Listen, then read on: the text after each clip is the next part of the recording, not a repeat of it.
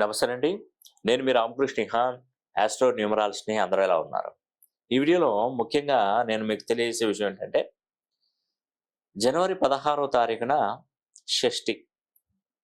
ఆ రోజు కాలసర్ప దోష నివారణ పూజ అనేది కూడా మేము చేయడం జరుగుతుంది.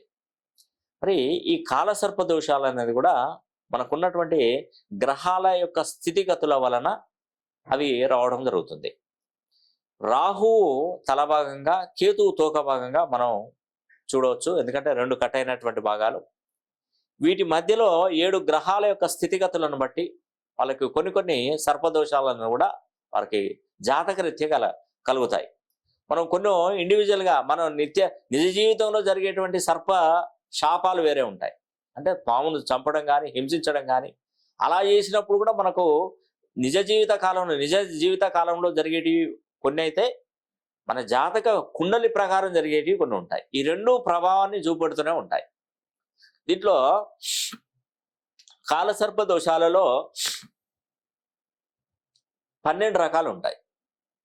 వాసుకి కాల సర్పదోషం, అపసవ్య కాల సర్పదోషం, అనంత కాల సర్పదోషం, విషక్త నాగ కాల సర్పదోషం, శేషు నాగు కాల సర్పదోషం, గులికా కాల సర్పదోషం, శంఖపాల కాల సర్పదోషం, పద్మకాల, చాలా ఉన్నాయండి. మహాకాల, తక్షక, కర్కోటక కాల సర్పదోషం, శంకుచూడ కాల సర్పదోషం, పాతక కాల సర్పదోషం, వాసుకి కాల సర్పదోషం, చాలా ఉన్నాయండి. 12 రకాలుగా ఈ యొక్క కాల సర్పదోషాలు ఉన్నాయి. ఎవరికి ఏ దోషం ఉన్నదో ఎవరికి అర్థం చేసుకో. దీనివల్ల ప్రతిదీ సమస్యగానే ఇబ్బంది పడుతూ ఉంటాం. ప్రతి మానవ జీవితంలో కంపల్సరీ ఏదో విధంగా జన్మ జాతకంలో ఒక సర్పదోషం, ఏదో ఒక దోషం అయితే కంపల్సరీ ఉంటుంది. వాటిని మనం కొందరు గుర్తిస్తారు, కొందరు గుర్తించరు.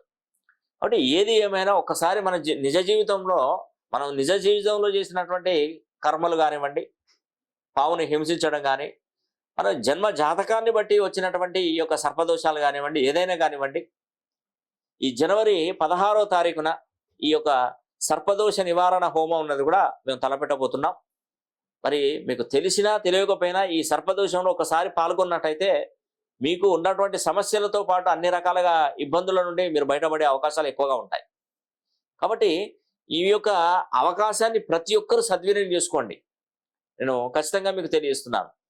దాంతోపాటుగా మీ యొక్క గోత్రనామాలు పంపించినట్టయితే కింద ఆఫీస్ నెంబర్ కాల్ చేసి ఈ 16వ తారీఖున ఒకసారి అది బుక్ చేసుకునే ప్రయత్నం చేయండి.